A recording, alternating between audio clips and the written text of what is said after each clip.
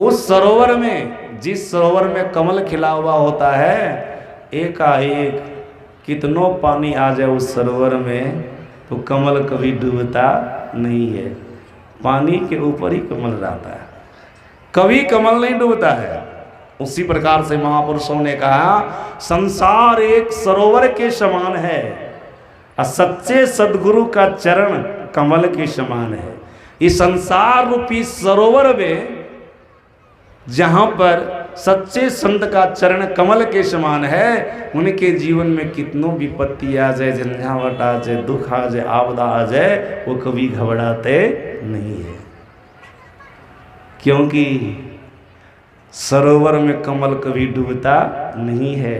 संसार रूपी सरोवर में उनका चरण कभी डूबता नहीं है। सज्जनों, ये सदगुरु कभी कितनों दुख आ जाने पर शोकित नहीं होते हैं, संतापित नहीं होते हैं, बिल्कुल सभी अवस्था में एक समान रहते हैं।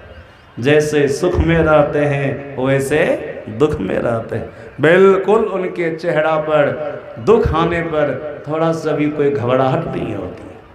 सज्जनों, इसका प्रमाण धर्म ग्रंथ में है। एक उदाहरण से बढ़िया से आप लोग इस बात को समझ जाइएगा। सिख संप्रदाय में 10 गुरु हो गए।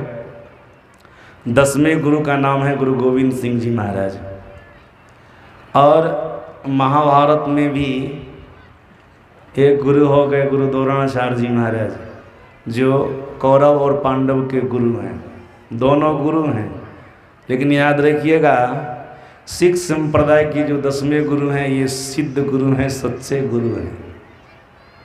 और कौरव पांडव के जो गुरु हैं ना, ये सिद्ध तो हैं लेकिन सच्चे गुरु नहीं है। एकलव्य की अंगूठा कटवा लिए, जानते हैं ना आप लोग। एकलव्य गए थे सीखने के लिए कि अस्त्र शस्त्र की विद्या आप हमको सिखा दीजिए, तो द्वैत भाव था, नहीं हम केवल क्षत्रिय को सिखाते हैं, अन्य जाति के लोगों को नहीं सिखाते हैं। जो संत होते हैं, सच्चे सदगुरु होते हैं, उनके अंदर में कोई भेदभाव होता है? सदगुरु महाराज जी के शिष्य सभी जाति के लोग हैं, यहाँ तक कि मुसलमान भी गुरु महाराज जी के सेवक बने हैं, किसी को त्यागे हैं। यहाँ पर जो सच्चे संत होते हैं ना, वे किसी को नहीं त्यागते, जो उनकी शरण में आ जाते हैं सबको अपना, साजन आवे कि दुर्जन आवे, सबको अपनी शरण में रखते हैं। लेकिन देखिए वहाँ पर भेदभाव है। गुरु तो वे भी हैं, सामर्थ्य शक्ति तो बहुत है, लेकिन ऐसा नहीं कर सकते कि वे सच्चे सदगुरु हैं, ऐसा नहीं कर सकते हैं। सज्जनों, याद होगा आप लोगों को, छल से युधिष्ठिर जी महाराज द्रोणाचार्य के सामने में कहा था, अपने मन से नहीं, भगवान श्री कृष्ण के कहने से, अश्वत्थामा हतो। द्रोणाचार्य के पुत्र का नाम था अश्वत्थामा। जैसे अपने पुत्र के मरने की बात को सुने थे न द्रोणाचार्य, वैसे उनके हाथ से अस्त्र शस्त्र गिर गया था, शरीर शिथिल हो गया, रथ पर से उनका शरीर गिर गया। इतना पुत्र का मोह सताया, इतनी उनको पुत्र की आसक्ति सताई कि युद्ध करना छोड़ दिए, शरीर कांपने लग गया और रथ पर से शरीर गिर गया। उसी अवस्था में उनकी गर्दन भी काट ली गई। पुत्र का मोह सताया, पुत्र हमारा मर गया, ये दुखी हो गए। सज्जना, अब देख लीजिए सिख संप्रदाय जो 10वें गुरु गुरु गोविंद सिंह जी महाराज, इनको 4 पुत्र थे। 2 पुत्र तो मुगलों की सेना से युद्ध करते करते पहले शहीद हो गए, जो 2 पुत्र बड़े थे। अब 2 छोटे पुत्र बचे हैं। सज्जना, ये इसको भी मुगलों की सेना ने जब पकड़ लिया और कहा इस्लाम धर्म स्वीकार करो, तो क्या कहा, ऐसा हम नहीं कर सकते, मैं अपने धर्म का परित्याग नहीं कर सकता, मैं आपको धर्म को अपना नहीं सकता।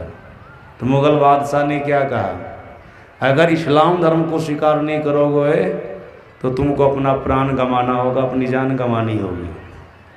कहा मैं प्राण गंवा सकता, अपनी जान गंवा सकता हूँ, लेकिन अपने धर्म को नहीं छोड़ सकता, इस्लाम धर्म को मैं अपना नहीं सकता। तो मुगल बादशाह ने कहा प्राण गंवाने के लिए तैयार हो जाओ, प्राण गंवाने के लिए तैयार हो जाओ। सज्जनों, कहा मैं तैयार हो गया हूँ। तैयार हो गए। गुरु गोविंद सिंह जी महाराज के दो पुत्र तो पहले मारे चले गए थे। ये दो पुत्र अब जिंदे चुना से चुनौटे जा रहे हैं। चारों तरफ से दीवार दिया जा रहा है और दीवार के अंदर में उनको बंद कर देते हैं। दीवार के अंदर में बंद कर, जिंदे वो मर जाते हैं। सज्जनों, जिंदे उसको बंद कर देते हैं, दीवार में फड़फड़ा करके मर जाना, ये उनका लक्ष्य था। तरपा तरपा करके मुगल बादशाह मारते थे ना, जो इतिहास पढ़ने वालों को पता है नहीं जबान का। सज्जनों, दीवार जब बनने लगी ना ऊपर, तो दो पुत्रों में जो बड़े पुत्र थे उनकी दोनों आंखों से अश्रु की धारा बहने लगी। गुरु गोविंद सिंह जी अपनी आत्मदृष्टि से देखे हमारे बड़े पुत्र रो रहे हैं।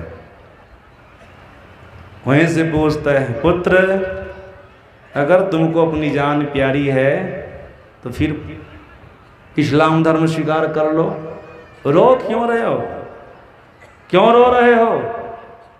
देखिए उनके पुत्र क्या कहते, पिताजी मैं इसलिए नहीं रो रहा हूँ कि मेरी जान जा रही, मेरा प्राण जा रहा है। मैं इसलिए रो रहा हूँ जो हमारे छोटे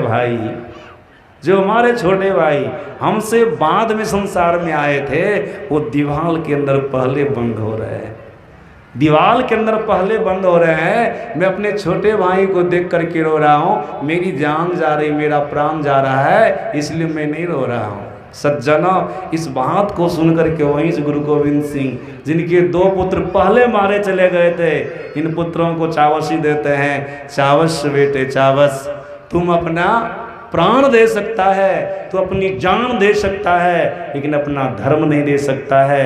तुम्हारी वीर गाथा संसार के लोग तुम्हारे चले जाने के बाद भी गाएंगे। सज्जनों, गुरु तो ये भी हैं, चार पुत्र जो राजकुमार के समान थे, राजकुमार थे, वे मारे चले गए और तब भी इनको कोई दुख नहीं हुआ, तब भी इनको कोई दुख नहीं हुआ। मुगल की सेना से युद्ध करने के लिए चारों पुत्रों को झोंक दिया, तब भी इनको कोई कष्ट नहीं हुआ। याद रखिएगा, जो ऐसे गुरु होंगे, कितनों विपत्ति आ जाए, कितनों दुख आ जाए, तब भी वो कभी दुखित न हो, कभी विचलित न हो। महापुरुषों ने कहा ये सच्चे सद्गुरु हैं और इन्हीं का चरण कमल के समान है। संसार रूपी सरोवर में कभी इनका चरण डूबता नहीं है, इनका कमल डूबता नहीं है, इनका चरण कमल के समान है। सज्जनों, ये सच्चे सद्गुरु हैं। इसकी शरण में गोस्वामी तुलसीदास जी महाराज गए हैं और ऐसे गुरु की वंदना की है। देख लीजिए आगे क्या कहते हैं, गुरु कृपा के समुद्र होते, कृपा सिंधु, कृपा के समुद्र होते हैं। सज्जनों, गुरु के पास में इतनी कृपा होती है रे, भक्तों के ऊपर कितनों कृपा करते रहेंगे, उनकी कृपा कभी समाप्त नहीं होती, उसकी कृपा का कभी अंत नहीं होता है, उनकी कृपा का कभी समापन नहीं होता है। ये कृपा के समुद्र होता है। याद रखिएगा, देवी देवताओं के पास में भी कृपा होती है, लेकिन इनकी कृपा समाप्त हो जाती है। महापुरुषों ने इसको इस तरह से समझाया है, देखो जी, तालाब के अंदर में भी पानी होता है और समुद्र के अंदर में भी पानी होता है। तालाब के पानी को आप बारंबार निकालते रहो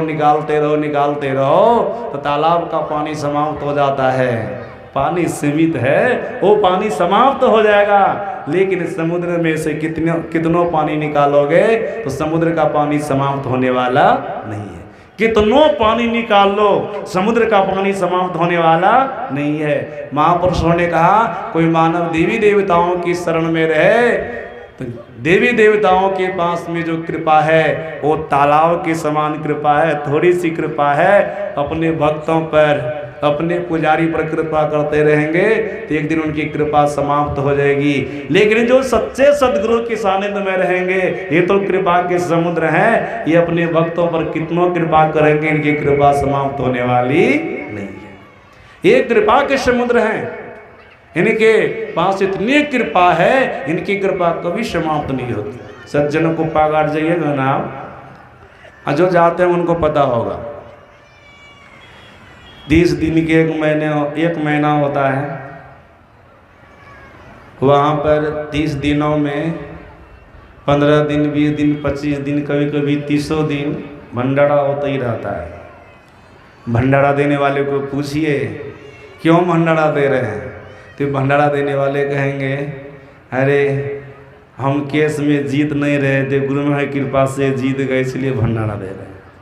गुरु महाराज की कृपा से नौकरी नहीं लग रही थी, नौकरी लग इसलिए भंडारा दे रहे हैं।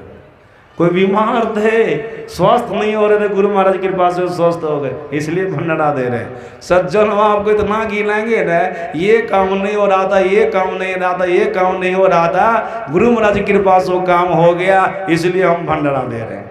रोज गुरु महाराज जी अपने भक्तों पर कृपा कर रहे हैं, अपने भक्तों की मनोकामना को पूर्ण कर रहे हैं। कुप्पा घाट में भंडारा देने वालों की छल्ली लगी हुई है, कतार लगी हुई है, इनकी कृपा कभी समाप्त हो रही है? कितनों अपने भक्तों पर कृपा करेंगे, इनकी कृपा कभी समाप्त होने वाली नहीं है। एक प्रसंग में आप लोगों को सुनाता हूँ। विक्रमादित्य राजा भर्तृहरि के छोटे भाई हैं, जिनके नाम पर विक्रम संवत चलता है। विक्रमादित्य एक सम्राट राजा थे। उनके समय में बहुत छोटे छोटे राजा थे जो उनको कर पहुंचाते थे, उनके अधीन में थे। एक छोटे राजा थे, बहुत छोटे राजा थे। ब्राह्मणों को, गरीबों को रोज 500 सर्फी बांटते थे, 500 सर्फी रोज बांटते थे। सज्जनों, इस बात की जानकारी जब विक्रमादित्य को हुई तो उनके मन में हुआ हम सम्राट राजा हैं, हमारे पास इतना सामर्थ्य नहीं कि रोज हम 500 सर्फी लोगों को बांटें, उतनी सर्फी हमारे पास नहीं है। ये छोटे राजा होकर के 500 सर्फी कैसे रोज बांट देते हैं?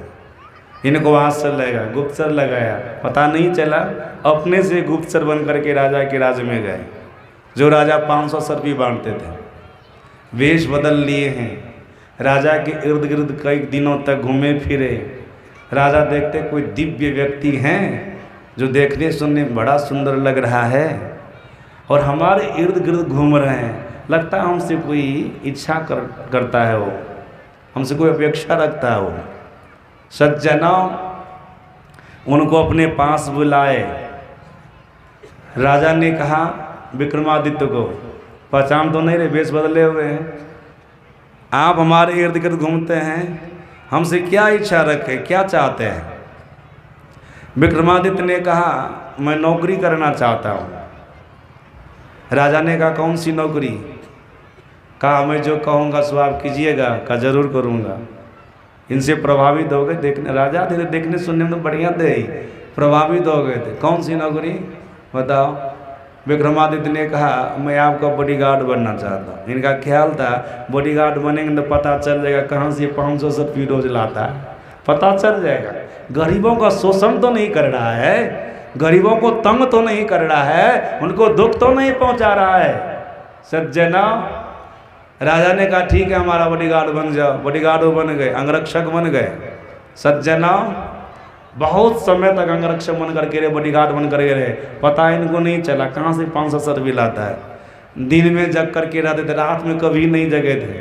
सज्जना, एक दिन विक्रमादित्य के मन में हुआ दिन में तो जगता हूँ, रात में नहीं जगता हूँ, एक बार रात में जग करके देखता हूँ। जिस महल में राजा सोते थे उसी महल में विक्रमादित्य भी सोते थे, बस अंतर इतना ही था, राजा पलंग पर सोते थे, विक्रमादित्य जमीन पर सोते थे, अंतर इतना था। सज्जन एक गुप्तचर बन करके गए थे तो जमीन पर सोना ही था इनको। ये नौकर है, नौकर को तो नीचे में सुलाते हैं, नौकर के साथ लोग गलत व्यवहार, लेकिन करना नहीं चाहिए ऐसा। सज्जना, रात में जब विक्रमादित्य जगे ना तब देखते कि यहाँ एक रात कि राजा 2 बजे रात में उठे हैं। जिस दीवार लग करके उनका पलंग था उसी दीवार में एक बिंदा था, उस बिंदा पर अपनी उंगली रखा, जैसे उंगली रखा जोर से दावा, वहाँ फाटक खुल गया। वो देख रहे हैं सोए सोए, भीतरे भीतरे देख रहे हैं। सज्जनों, फाटक खुला, राजा उसमें प्रवेश किए। अब विक्रमादित्य उनके पीछे पीछे कुछ दूर से जाने लगे। देखते राजा जंगल चले गए। जंगल में कामदा देवी का मंदिर था। उस मंदिर में चूल्हा में आग धधक रही थी। उस पर गए, एक कढ़ाई चढ़ा दी, उसमें तेल डाल दिए। जब तेल खौलने लगा तो राजा उसमें कूद गए। सज्जनों, जब कूदे खोलते हुए तेल में, तो कामना देवी के मंदिर में जो मूर्ति थी न, कामना देवी की पत्थर की मूर्ति, वो चेतन रूप में मनुष्य के शरीर में प्रकट हो गई और आकर के राजा की बाँह को पकड़ करके उनको खोलते हुए तेल से निकाल दी। अब राजा को कहती, राजन बोलो क्या चाहिए तुमको? राजा ने कहा, जो मैं रोज ले जाता हूँ वही चाहिए हमको, 500 सर्पी चाहिए। कामदा देवी के हाथ में एक थैली थी, उस थैली से 500 सर्पी निकाले, राजा को दे दिए। विक्रमादित्य देख लिए, इसी तरह से राजा रोज 500 सर्पी प्राप्त करते हैं। फिर मन में होता है, ये राजा इतना कष्ट सह करके सर्पी प्राप्त करते हैं, खौलते हुए तेल में कूद करके, ये तो कष्टे होकर के ना प्राप्त करना होगा। कष्ट पा करके असर्फी को प्राप्त करते हैं, लेकिन अपने काम में नहीं लगाते हैं, प्रजा के काम में लगाते हैं, गरीबों के काम में लगाते हैं, ब्राह्मणों के काम में लगाते हैं। ये तो बड़े उपकारी राजा हैं। अब हमको वो काम करना है जो राजा को रोज खोलते हुए तेल में कूदना न पड़े। सज्जनों, विक्रमादित्य भी तो कोई साधारण नहीं न थे। सज्जनों, राजा भर्तृहरि को उनकी पत्नी पिंगला ने झूठी निंदा की थी विक्रमादित्य के बारे में कि चरित्रहीन हो गए हैं। बस राजमहल से राजा भर्तृहरि ने उनको निकाल दिया था। वो जंगल में जाकर के भगवान शंकर का कठोर साधन किया था और अपने जीवन में भगवान शंकर का दर्शन भी किया था, उनसे आशीर्वाद भी प्राप्त किया था, सामर्थ्य भी, शक्ति भी प्राप्त किया था, जो हम काल से भी बात कर सकते हैं। ऐसे थे वो विक्रमादित्य। सज्जना, ये भी तो भगवान के अच्छे भक्त थे ही, रिद्धि सिद्धि वाले थे ही। मन में विचार करते राजा को रोज खोलते तेल में कूदना न पड़े, इसके लिए अब हमको प्रयास करना पड़ेगा। ये बड़ा उपकारी राजा है, इनके लिए हमको भी कुछ भलाई की बात सोचनी चाहिए। सज्जनों, दूसरी रात की बात है, जब राजा गहरी नींद में चले गए तो विक्रमादित्य उठते हैं। किस समय? 12 बजे। राजा तो 2 बजे न जाते थे, ये 12 बजे उठ गए और जहाँ पर राजा उंगली लगाए थे दीवार में जाकर के उंगली लगा दी। फाटक खुला, वो चले गए मंदिर। आग धधक रही थी, जैसे जैसे राजा किए थे, कढ़ाई चढ़ा दिए, तेल डाल दिए, तेल खोलने लगा तो कूद गए थे। ये विक्रमादित्य भी वैसे के तेल खोलने लगा तो कूद गए। सज्जना, कामना देवी जो पत्थर के रूप में थी, चेतन रूप में, जो जड़ के रूप में थी, चेतन रूप में प्रकट होकर के मनुष्य के शरीर में प्रकट होकर के उसके बाँह को पकड़ करके बाहर निकाल दी। लेकिन कुछ वरदान मांगने के लिए नहीं बोली, केवल बाहर निकाल दी। सज्जन, और बाहर निकाल दी, वरदान जो मांगने के लिए नहीं बोली न। फिर विक्रमादित्य खोलते हुए तेल में कूद गए। वो बार बार निकाल दिए, बार बार कूद जाते हैं। अंतिम में कामना देवी कहती है, अरे तुम्हारी क्या इच्छा है? तो क्यों बार बार खोलते हुए तेल में कूदते हो? बोलो, तुम्हारी इच्छा को मैं पूरी करूंगी। तो क्या चाहता है? विक्रमादित्य ने कहा, तुम पहले हमको वचन दो, जो मैं मांगूंगा तुम दोगी कि नहीं? पहले वचन दो। कामदा देवी ने कहा, क्यों नहीं, तुम मांग करके देखो। जब देवी देवताओं की शरण में आए हो तो फिर कहना क्या, मांगो, क्या मांगते हो? सज्जना, विक्रमादित्य ने कहा, वचनबद्ध हो गई है। सुनो, जिस थैली से राजा को 500 सर्पी निकाल करके रोज देती है ना, वो थैली हमको दे दो। ये 500 सर्पी नहीं मांगते, वो थैली हमको दे दो। तब कामदा देवी कहती है, सज्जनों, मैं क्यों सुना रहा हूँ, सुनिएगा ख्याल से। वो देवी कहती है, विक्रमादित्य, अगर मैं तुमको थैली दे दूंगी तो राजा आएंगे तो फिर उनको मैं कहाँ से 500 सर्पी दूंगी? थैली रहने दो, 500 सर्पी ले लो। का सो सब नहीं होगा, हमको थैलिए चाहिए, थैलिए चाहिए। सज्जनों, वचनबद्ध हो गए, दी थैली निकाल करके वो दे दी, थैली निकाल करके दे दी। विक्रमादित्य आ गए, अपनी जगह पर सो गए। 2 बजे जब राजा गए तो देखते हैं क्या, बिल्कुल मंदिर सूना सूना सा है, बड़ा भयावह लगता देखने में। सज्जनों, राजा के जाने से पहले अब विक्रमादित्य जैसे वहाँ से आए थे, वो कामना देवी अपनी शक्ति को लेकर के वहाँ से निकल गए थे। उनके पास में अब थैली बची नहीं न है। याद रखिएगा, मैंने आपको कहा था ना, देवी देवताओं के पास में भी कृपा रहती है, लेकिन तालाब के समान, जैसे तालाब में पानी रहता निकालेंगे तो समाप्त हो जाएगा, तालाब के समान उनके पास में शक्ति रहती है, कृपा रहती है। सज्जनों भक्तों को के ऊपर कृपा करती रहती है, देवता लोग करते रहते हैं, तो उनकी कृपा समाप्त हो जाती है। आज उनके पास में बची नहीं थी कृपा, मतलब असरफी देने के लिए बची नहीं थी, वो निकल गए थे। चूल्हा को फोड़ देती, तेल सबको गिरा देती, मंदिर बड़ा भयावह लग रहा था देखने में। आज राजा निराश होकर के अपने पलंग पर आकर के सो गए। सज्जनों सवेरे 8 बज गया, सुबह हो गई, 8 बज गया, लेकिन राजा जगे नहीं है, सोए हुए टेंशन में है कि आज हम लोगों को क्या देंगे, आज तुम्हारे पास असरफी नहीं है। सज्जनों विक्रमादित्य कहते, राजन आप तो सवेरे उठ जाते थे, नित्य क्रिया से निवृत्त हो जाते थे, आज इतनी देर तक क्यों सोए हुए हैं? उठिए, देखिए ब्राह्मणों की कतार, गरीबों की कतार महल के बाहर भी लगी हुई है, उनको असरफी बांटिए। राजा लज्जित हो रहे थे भीतर भीतर। अंतिम में राजा ने कहा, क्या कहूँ, आज मैं किसी को असरफी नहीं दे सकता, चाहे वो ब्राह्मण हो या गरीब हो। क्या बात हो गई? कहा जहाँ से असरफी प्राप्त करते थे वो देवी कहीं गायब हो गई। गायब नहीं होगी, अब देने के लिए कुछ चाहिए तो क्या होगा? सज्जनों लोग या तो देवी देवता ऐसे होता है ना, जब बाढ़ पानी आता है ना, उसमें भी वो सब भास जाते हैं, दोबारा लोग फिर प्राण प्रतिष्ठा करते हैं। इसका अनुभव आप लोग हो सकता हो, हम लोगों को है इसका अनुभव। हम लोगों की तरफ बाढ़ ज़्यादा आता है ना, बाढ़ ज़्यादा आता है, जो गोसे घर में गोसे सब होता, देवता सब होता, पानी में बह जाता है ना, फिर गंगा जी से मिट्टी ले जाकर के गोसे की स्थापना करते हैं, देवी देवता की स्थापना करते हैं। हम लोगों के देवता सोचते हो भांस भी जाता है, कभी उनकी शक्ति भी खत्म हो जाती है। सज्जना अब विक्रमादित्य कहते, राजन टेंशन में मत रहिए, आज भी आपकी मनोकामना पूर्ण होगी, आज भी आप असरफी दीजिएगा गरीबों को। इनका यही क्या नहीं, थैली इनको दे देंगे, जब तक थैली में असरफी रहेगा ये बांटते रहेंगे। का नित्य क्रिया से निवृत्त हो जाइए। राजा विक्रमादित्य की बात को मान करके नित्य क्रिया से निवृत्त हो गए और वो थैली राजा के हाथ में दिए। तो राजा ने कहा, रे ये थैली तो कामदा देवी के पास में रहती थी, आपके पास में कैसे आ गई? का जैसे आपने उस थैली से असरफी को प्राप्त करता रहता था, तो मैं असरफी नहीं मांग करके थैली देवी जी से मांग लिया, वो थैली हमारे पास में आ गई। यही कारण है देवी के पास में थैली नहीं रही तो मंदिर से वो चली गई, मंदिर से वो चली गई।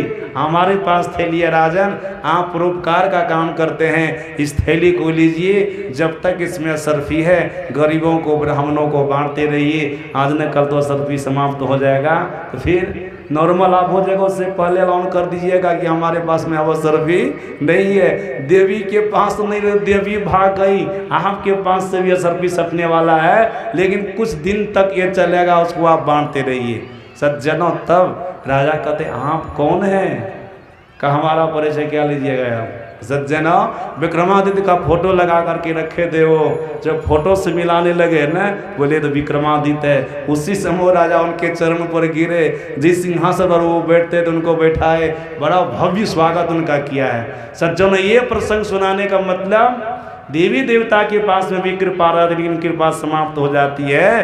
तालाब के समान उनके पास कृपा, इस तालाब में पानी है, निकालते रहिए, पानी समाप्त हो जाएगा। सज्जनों लेकिन सदगुरु के पास में भी कृपा रहती है, ये तो कृपा के समुद्र हैं, ये कितनों अपने वक्त पर कृपा करेंगे तब भी इनकी कृपा समाप्त होने वाली नहीं है। गोस्वामी तुलसीदास जी महाराज कहते कृपा के समुद्र है।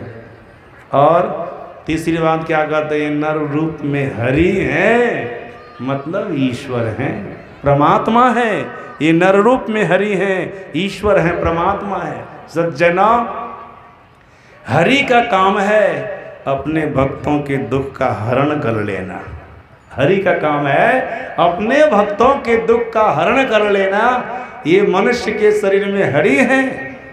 सज्जनों संत कबीर साहब ने कहने कृपा की है, सदगुरु को साधारण किसी को नहीं समझना चाहिए, सदगुरु को ईश्वर परमात्मा के रूप में जानना चाहिए। गुरु साहब करी जानिए, गुरु को साहब करके जानना चाहिए, गुरु को ईश्वर कह करके जानना चाहिए। गुरु नानक देव जी महाराज ने भी कहा, गुरु पार ब्रह्म परमेश्वरु। गुरु मनुष्य के शरीर में है, लेकिन ये पार ब्रह्म परमेश्वर है, ईश्वर है, परमात्मा है। स्वयं भगवान शंकर ने ब्रह्मा जी को कहा था, गुरुर ब्रह्मा गुरुर विष्णु गुरुर्देव महेश्वर। कहा है ना, ये गुरु ब्रह्मा के समान है, विष्णु के समान है, शंकर के समान है, साक्षात ये गुरु ईश्वर के समान है, परमात्मा के समान है। सज्जना ये नर रूप में है, लेकिन हरि हैं, अपने भक्तों के दुख का हरण करने वाले हैं, अपने भक्तों के कष्ट का हरण करने वाले हैं। बशर्ते इनकी शरण में आप श्रद्धा भक्ति से जाइए, देखिए आपके दुख का हरण होता है कि नहीं। सज्जना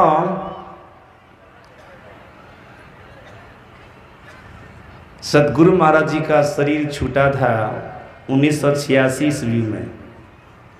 इनके शरीर छूटने के बाद कुप्पा घाट आश्रम में इनकी पहली जयंती मनाई जा रही थी।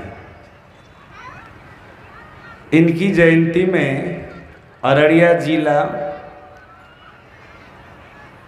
रानीगंज प्रखंड के परसाहाट के प्रोफेसर साहब आए थे। उनका नाम था शिव नारायण बाबू। अपनी पत्नी के साथ और 2 पुत्रियों के साथ गुरु महाराज जी की जयंती में आए थे, कुप्पा घाट आए थे। जयंती के दिन प्रातः काल का सत्संग प्रारंभ हुआ, स्तुति प्रार्थना प्रारंभ हुई। प्रोफेसर साहब पति पत्नी दोनों बैठ गए सत्संग में, स्तुति प्रार्थना में दोनों बैठ गए। सज्जना उनकी 2 बेटियां आश्रम में घूमने लग गई, बच्ची थी आश्रम में घूमने लग गए। घूमते घूमते गंगा के तट पर चली गई। अभी तो गंगा जी दूर चली गई है, पहले आश्रम के नज़दीक होकर के तीव्र धारा के रूप में बहती थी, अभी दूर चली गई है। गंगा जी का छाड़ अभी आश्रम के पास में है। सज्जना तो उसमें से एक बेटी के मन में हुआ कि स्नान करो गंगा जी में। इस प्रसंग को मैंने पत्रिका में पढ़ा था, तो महर्षि हरिनंदन परमहंस जी महाराज से पूछा कि ये प्रसंग सही है, तो महर्षि हरिनंदन परमहंस जी महाराज ने कहा हाँ सही है, इस बात को मैं भी जानता हूँ, हमारे सामने की घटना है। सज्जना प्रमाणित करके इस प्रसंग को सुना रहा हूँ आप लोगों, प्रमाणित करके महापुरुष से महर्षि हरिनंदन परमहंस जी महाराज से। पहले पढ़े, उसके बाद महापुरुष से पूछे कि सच्ची घटना है कि नहीं। जब कह दिए सच्ची घटना है, तब मैं आप लोगों को सुना रहा हूँ। सज्जना उसमें से एक बेटी पानी में चली गई स्नान करने के लिए, हमको स्नान करना है। जैसे पानी में गई, पानी में बहुत ज़्यादा बहाव था, धारा तीव्र थी, पानी में बह गई वो। तो दूसरी उनकी बेटी दौड़ करके पिताजी के पास गई, माताजी के पास गई, जहाँ पर दोनों बैठ करके सत्संग कर रहे, सत्संग हॉल में, और कहती है बहन तो पानी में बह गई, वो गंगा में स्नान करने के लिए प्रवेश की, तीव्र धारा में बह गई, डूब गई। अब शिव नारायण बाबू प्रोफेसर साहब मन में विचार करते हैं, अब वो डूब गई, पानी में बह गई, हम जाएंगे तो कैसे उनको निकालेंगे। तो बहुत दूर चली गई, डूब गई होगी वो, पानी के अंदर चली, डूब तो गई ये थी, पानी के अंदर चली, कहाँ खोजेंगे उनको। हम तो स्तुति प्रार्थना कर रहे हैं। अगर हम सच्चा प्रेम और सच्ची श्रद्धा को लेकर के गुरु महाराज जी की सेवा किए हैं, उनकी पूजा किए हैं, उनकी शरण में हैं, तो गुरु महाराज जी बचा लेंगे। जाने गुरु महाराज जो करे, हम सत्संग छोड़ करके नहीं जाएंगे, स्तुति प्रार्थना छोड़ करके नहीं जाएंगे। दोनों पति पत्नी विचार किए, सत्संग में बैठे रह गए। उनकी जो बेटी थी वो भी बैठी रह गए। सत्संग समाप्त हुआ, आरती हो गई, तब जो बेटी देखी थी यहाँ पर डूबी हमारी बहन, माता पिता को लेकर के गई, कहा यहीं पर डूबी, खोजते खोजते कुछ दूर तक गए प्रोफेसर साहब शिवनारायण बाबू, तो कुछ दूर में देखते हैं कि बेटी किनारे पर पड़ी हुई है, श्वास चल रही है, बेहोश है। उसको उठा करके आश्रम जहाँ पर कार्यालय है वहाँ पर ले आए, अंदर ले आए, कार्यालय के पास ले आए। उस समय महर्षि संत सेवी परमहंस जी महाराज स्वस्थ शरीर में थे, उनके पास गए। और प्रोफेसर साहब को महर्षि संत सेवी परमहंस जी महाराज बढ़िया जानते थे, गुरु महाराज के प्रति बहुत श्रद्धा रखने वाले प्रोफेसर साहब है, एक निष्ठ सदगुरु महाराज की पूजा करते हैं, गुरु महाराज जी को छोड़ करके कहीं नहीं जाते हैं। सज्जनों, ऐसा आशा भरोसा विश्वास आपको गुरु महाराज के प्रति हो जाएगा ना, तो कोई भी दुख आपके जीवन में आने वाला नहीं। अगर आ भी जाएगा ना तो गुरु महाराज जी आपकी रक्षा करेंगे। ये नररूप में हरि है ना, आपके दुख का हरण करेंगे। लेकिन खेद की बात है, ऐसा विश्वास जल्दी गुरु भक्त के अंदर में होता ही नहीं है। जबकि विश्वास वाली बात सुनाई भी जाती है तब भी उनको विश्वास नहीं होता है कि न रूप में हरि है, ईश्वर है, परमात्मा। ऐसा समझो इसको, इसकी सेवा करो, इसकी पूजा करो, तुम्हारे सारे दुखों का हरण ये कर लेंगे। सज्जना, महर्षि संत सेवी परमहंस जी महाराज बढ़िया से जानते थे ये एक निष्ठ भक्त है सदगुरु महाराज जी का। सुनाए कि हुजूर हमारी बेटी, हम तो स्तुति प्रार्थना में बैठे थे, आश्रम में घूम रही थी, 2 बेटियां थी, दोनों चली गई गंगा के तट पर, ये गंगा में स्नान करने के लिए बह गई, डूब गई। देखिए हम तो स्तुति में बैठे रह गए, नहीं गए देखने, सोचे गुरु महाराज जी जो करें। आरती के बाद गए तो गंगा किनारे पड़ी थी, वहाँ पर कोई नहीं था, उठा करके लाए, कार्यालय के पास रखे, वहाँ गेट पर रख गए। सज्जना, तो महर्षि संत सेवी परमहंस जी महाराज कोई साधारण पुरुष तो नहीं न थे, ये भी तो महापुरुष। सदगुरु महाराज जी ने कहा जैसे की और यू का संबंध होता वैसे हमारे और संत सेवी जी का संबंध है। ऐसा गुरु महाराज जी ने कहा यू के बिना क्यों लिखा नहीं जा सकता है, जैसे दोनों का संबंध है वैसे हमारे और संत सेवी जी का संबंध है। सज्जना, जो मैं हूँ वही संत सेवी जी हैं, ऐसा गुरु महाराज जी का भाव था। ये कोई साधारण लोग थोड़े थे, एकाएक बोल दिए।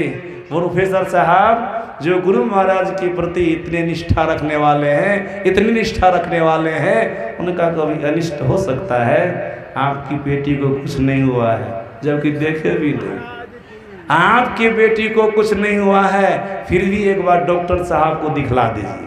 फिर भी एक बार डॉक्टर, महापुरुष सीधे अपने पर नहीं लेते हैं, फिर भी एक बार डॉक्टर साहब को दिखला दीजिए। सज्जनों, डॉक्टर साहब को दिखलाने गए भागलपुर, तो डॉक्टर साहब देख करके क्या बोले, प्रोफेसर साहब आपकी बेटी पानी में डूबी है लेकिन एक बूंद भी पानी नहीं पी है, डूबी ना, वो बेहोश हो गई है, डर से बेहोश है। इनको ले जाइए आश्रम में, जिस कमरा में आप ठहरे हैं ना, उस कमरा में इनको 2-3 घंटे तक सुला दीजिएगा, अपने आप होश में आ जाएगी। प्रोफेसर साहब वही की, बेटी को ले आए डॉक्टर के पास, कुछ दवाई दिए होंगे डॉक्टर साहब, जब गए तो कुछ न कुछ तो दे मैंने करें दिए होंगे, लेकिन वहाँ पर दवाई की चर्चा नहीं है। वो ले आए अपनी बेटी को, जिस रूम में ठहरे तो उसमें सुला दिए। सज्जनों, 2-3 घंटे के बाद होश में आई, आँख खोली, बोलने लगी, माँ बाप को खोजने लगी, बहन को खोजने लगी, बोलने लगी। तब प्रोफेसर साहब कहते हैं बेटी, एक तो सत्संग के समय में तुमको आश्रम में घूमना नहीं चाहिए, सत्संग में बैठना चाहिए, शिक्षा देने लगे।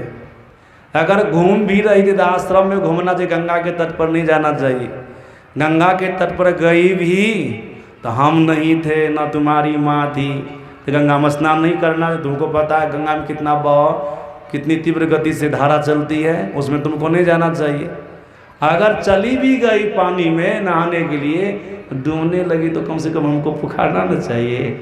तब देखिए जवाब क्या देती, कहती पिताजी आप तो सत्संग हॉल में स्तुति प्रार्थना कर रहे थे, वहाँ पर माइक लगा हुआ था, बहुत सारे सत्संगी लोग एक स्वर में स्तुति प्रार्थना कर रहे थे, बहुत हल्ला हो रहा था वहाँ पर, हम गंगा नदी में डूब रहे थे।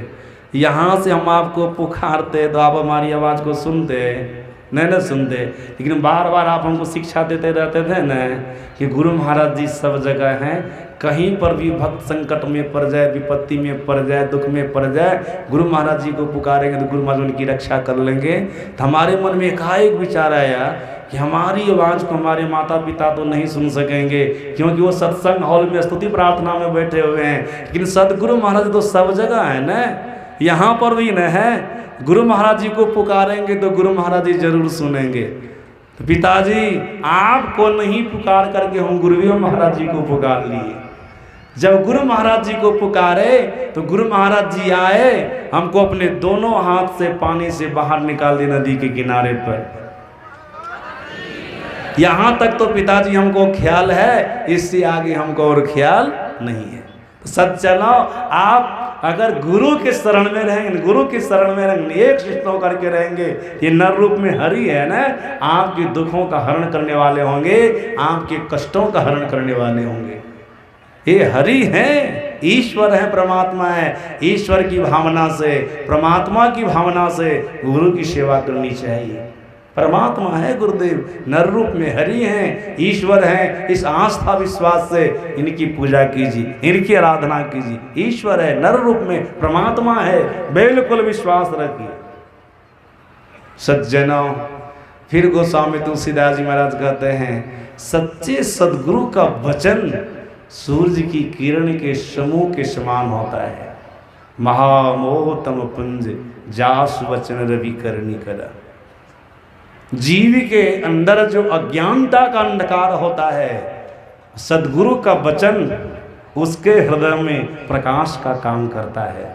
अगर जीव सच्चे सदगुरु के वचन को अपने हृदय में धारण कर ले तो उनके अंदर से अज्ञानता का नाश हो जाएगा, अज्ञानांधकार का नाश हो जाएगा, उनके अंदर में ज्ञान प्रकाश हो जाएगा। सुन रहे थे ना, हमारे सनातन जी महाराज गुरु महाराज जी का भजन गाए और अपने प्रवचन में भी बोले, गुरु ज्ञान सूर्य रूप, उनकी ज्योति अनूप, उनके नासे तमकूप बजो साधु गुरु।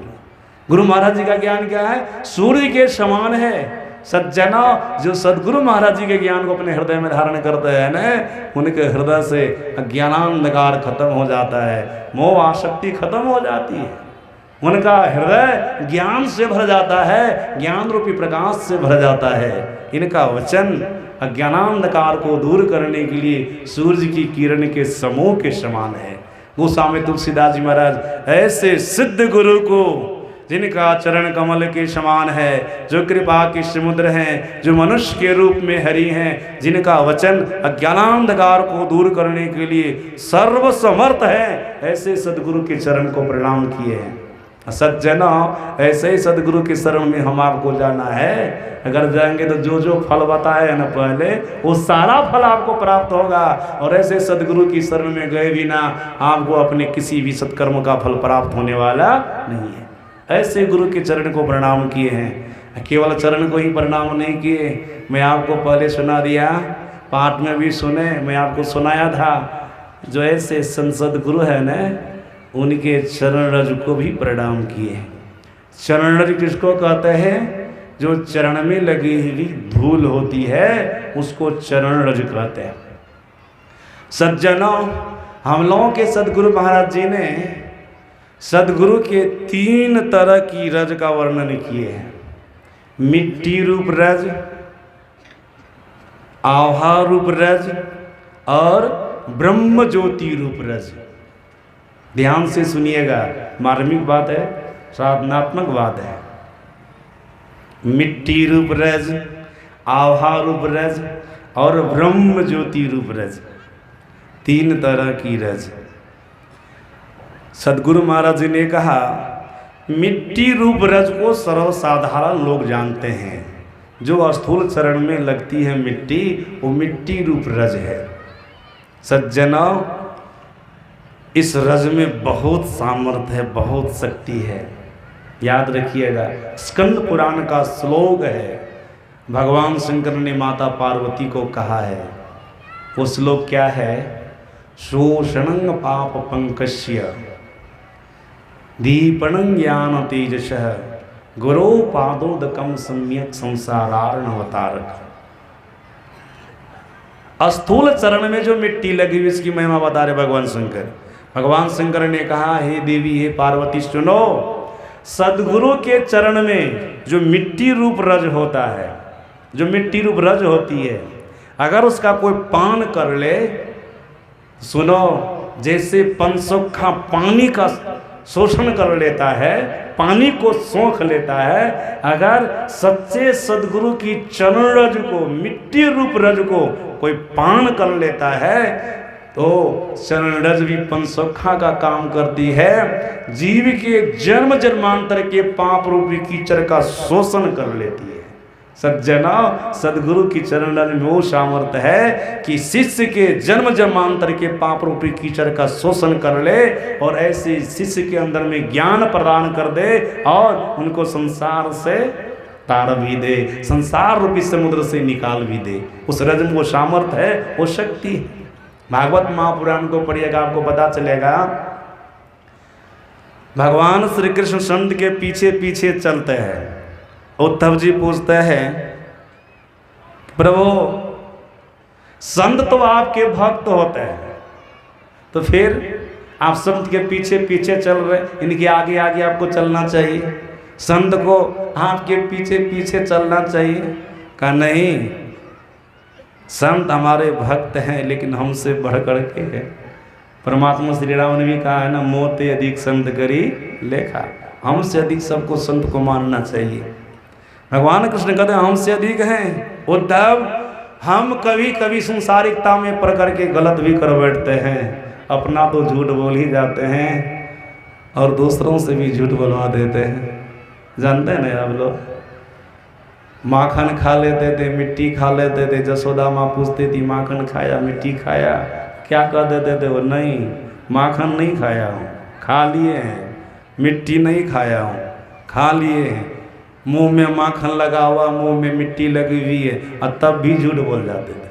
सज्जन, वैसे तो पार ब्रह्म परमात्मा है। जब मिट्टी खाए थे एक बार, माता जसोदा ने पूछा मिट्टी खाई है? कहा नहीं, अब मुँह मिट्टी लगी हुई, खोलो मुंह खोले ने संपूर्ण ब्रह्मांड को मुँह में दिखला दिए। ये दिखलाए, देखो ना, हम क्या बाहर से मिट्टी खाएंगे, मिट्टी जल अग्नि हवा आकाश संपूर्ण ब्रह्मांड तुम्हारे अंदर में, हम अंदर से सब कुछ को बाहर किए हैं। अगर भीतरे थोड़ा सा ले लिए तो क्या हो गया, लेना तो नहीं हुआ, वो तो हमरे हैं, हम बाहर किए उसको अंदर कर लिए, उसमें क्या अंतर है? ये शिक्षा दी अपनी माँ को। सज्जनों, तो पार ब्रह्म परमेश्वर परमात्मा है। एक व्यवहारिक बात मैं आप लोगों को सुना रहा हूँ, अब देख लीजिए। सज्जन, युधिष्ठिर जी महाराज झूठ नहीं बोलते थे, जबरदस्ती ये झूठ बोलवा दिया, स्वथमा हाथों न रोवा पंजरो करवा दी, ये नहीं करवाए थे। अगर ये नहीं करवाते तो झूठ भी नहीं बोलते। विवश होकर के युधिष्ठिर जी महाराज झूठ बोले थे। सज्जना, इसलिए उद्धव जी को आज कह रहे हैं, उद्धव, हम संसारिकता में पड़ करके गलत भी कर देते हैं, जबकि उनके लिए गलत सही का कोई मायने नहीं रखता है। योगस्थ होकर के कर्म करते हैं, कर्म करे करता नहीं दास कहा वैसे, इसलिए ऐसे हैं। लेकिन संत की महिमा का बखान कर रहे हैं, इसलिए संत को आगे कर रहे हैं, इसलिए संत को आगे कर रहे हैं। लेकिन उद्धव सुनो, संत जो होते हैं ना, जो असली संत होते हैं, वे अपने जीवन में कभी गलत कर्म नहीं करते हैं। सज्जनों, जो कोई संत के वेश में गलत कर्म करते हैं ना, वो असली संत नहीं है, केवल वेशधारी संत हैं। लेकिन असली संत जो